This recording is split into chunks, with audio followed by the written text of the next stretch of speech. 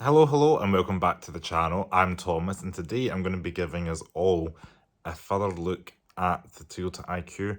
I actually have the original brochure from when the car was new, and I thought it'd be a good opportunity to go through it in kind of every detail of the car, just purely because I've noticed on YouTube there's not really a video on this, and fingers crossed the IQ that I have will be sold soon. So I thought, why don't I take this opportunity to use my real car, go through the brochure, talk about the features, some of the cool facts about it, and you guys can all learn and enjoy the video and hopefully get some knowledge on the Toyota IQ. So stay tuned for this video.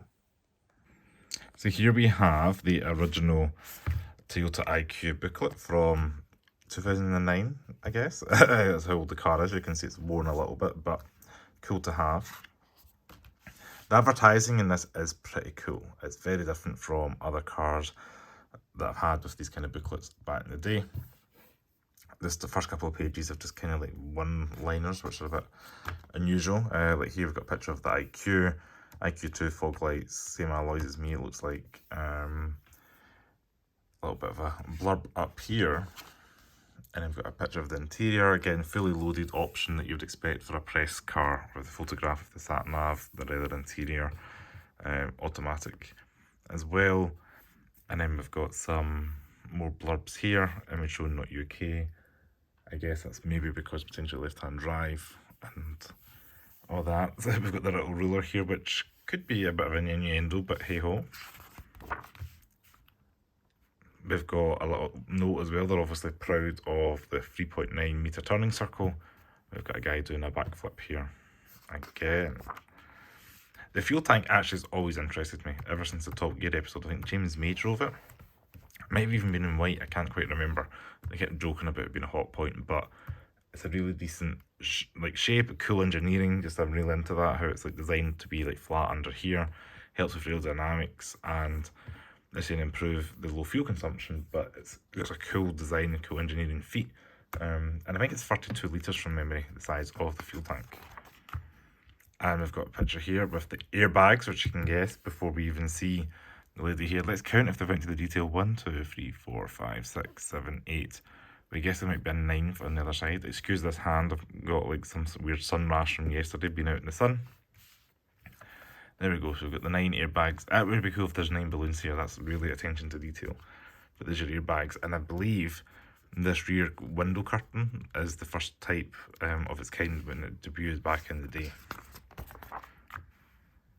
Again, we've got a little bit of blurb about the emissions in the car. Allegedly the first 4-seat petrol car to break the 99 grams per kilometre CO2. The press photos must be white. They must be pushing the white, because almost every image is this white IQ.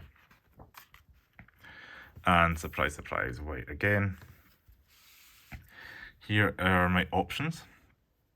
We've got a 1 litre petrol with the multi-drive, which is automatic. The manual does get the 99 miles per gallon. It's a little bit faster, a little bit more fuel consumption. However, the automatic that I have, 60 mpg, they're saying 110 grams of kilometre CO2, which equates to about £20 road tax. Well, it does equate to £20 road tax in the UK versus being free, and it is slower. So that's interesting here. Again, we've got another white IQ. The interior, so this is kind of the spec of the base IQ. So we'll show you the images first before we go for the spec sheet. We've got this one as option with automatic, but we've kind of got this weird funky pattern here. I have seen this in other colours on Auto Trader, so I don't know if their launch was maybe just all purple, because mine's purple inside, but I think I have seen this with other hues of colour before. But these like funky looking seats, which I guess are economy car, but not a fan. And then we've got the climate control there, which, yeah, mine doesn't look like that, so this is interesting for me to see. The radio controls here, and then here's what your options are, or sorry, your features. So IQs are 15-inch wheels, just various styles. Privacy glass, which is a joke because it's a tiny wee panel, but that's always standard. We've got coloured mirrors, 9 airbags, traction control, stability control, aircon. They've got a 6-speaker radio, steering wheel with audio controls, tilt adjustable steering wheel, electric power steering, which is really cool because not many small cars, even like the Smart 4 2, didn't have this in 2009. So that is, you forget like in 2023, but you take that for granted, but quite a few cars still in the 2000s didn't have that. Gear selector, shift indicator, trip computer, which you kind of expect, door locks and keyless entry, which again you don't expect keyless entry I guess in a small car. Electric windows for sure, because you still get manual windows. Even Toyota IQ, not IQ, so Igo had the pop-out windows at the physical, and you had to like push and pop out the rear windows, and a tonneau cover. So that's the base IQ. Then IQ2 is the one, still looks like it used the same image here, but in the middle here they've optioned it all up. So you've got the sat nav, you can see the climate vents have changed a little bit here, the keyless entry and keyless go, sorry, up here. That car kind of looks like a bluey grey colour to me. So we'll run through the features. We've got 15-inch gloss wheels, by halogen, darkened headlights. This time we've got the same mirrors that are colour coded, but they are heated and they are retractable. Front fog lights, chrome rear light surrounds, smart keyless entry basically, rain sensing wipers, dust sensing headlamps, the rear view mirror, which you take for granted I guess. Again, climate control, which gives you this unique look versus the last one. See, it doesn't look as snazzy. And then we've got the Kobe plum leather trim as an option, which is what mine's got in sat nav, which I do not have. Here are some examples of the wheels, high polished. I think I've got the standard 15-inch ones there. Interior trims as well, we've got the standard black cloth or the Kobe plum leather interior. It is interesting, you could only get purple, I guess at launch. And here's your colours. It's like an art gallery. We've got the dog, we've got some people sitting here staring at an IQ, and here are your colour palette options. So we've got Tyrone silver, chili red, white pearl, eclipse black, and amethyst, deep amethyst, which is the colour I have, which almost looks like his purple jacket. And again, they're launching an IQ in this white colour. The option packs, I thought these are quite interesting because I have looked on Auto Trader a couple of times and I've not even seen one with this little tip. We've got a little spoiler, and again the rear skirt with the tip, which would be cool to see, but I haven't seen one of them. I have got these options, so this is where I've seen this. So we do have the IQ sill plates, I do have parking sensors, which you think is quite crazy in a small car, but it has it. These kind of chrome bits, strips around the car. Floor mats, I don't have the boot lining, but that's what the boot lining would look like, I guess, if you're having the seats folded all the time. Again, some additional accessories here. Feel free to pause the video if you want to read all this.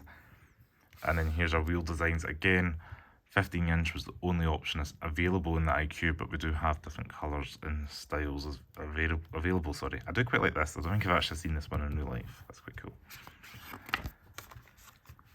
Tech and radio, so here we go, we can see the original owner has wrote down the price. I actually have this home link feature, which connects for your garage and your gate.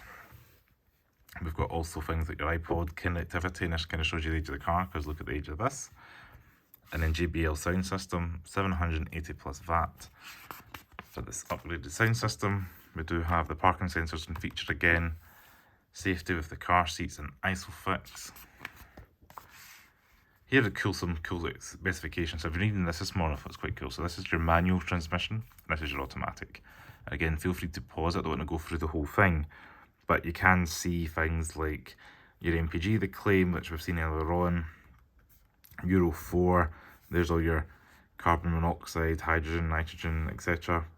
Decibel, interestingly, the automatic is 3 decibels louder, which I guess is because the transmission's so loud.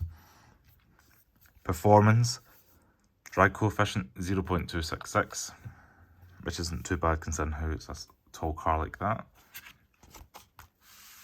Here are some specifications on kind of dimensions of the vehicle, some more dimensions, and then the exterior equipment which they kind of work through. Again, feel free to pause any page you want to see.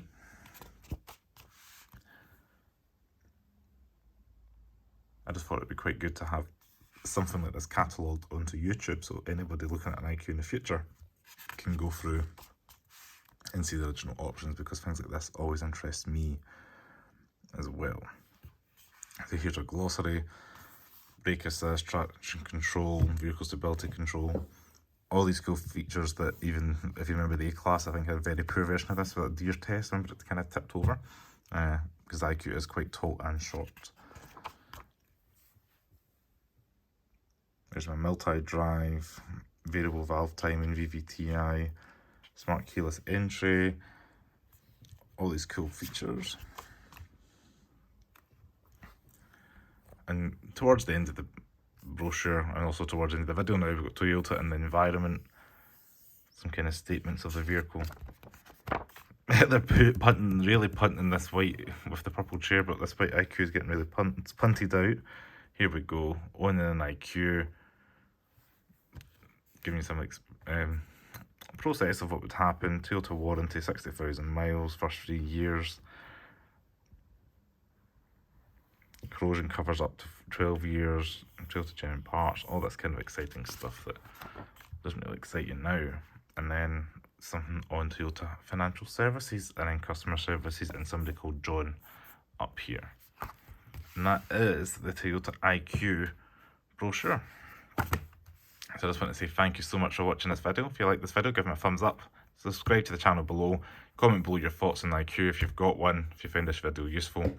But a little long-winded, but this is really for the serious IQ potential buyers or owners. And I'll see you next video. Ciao.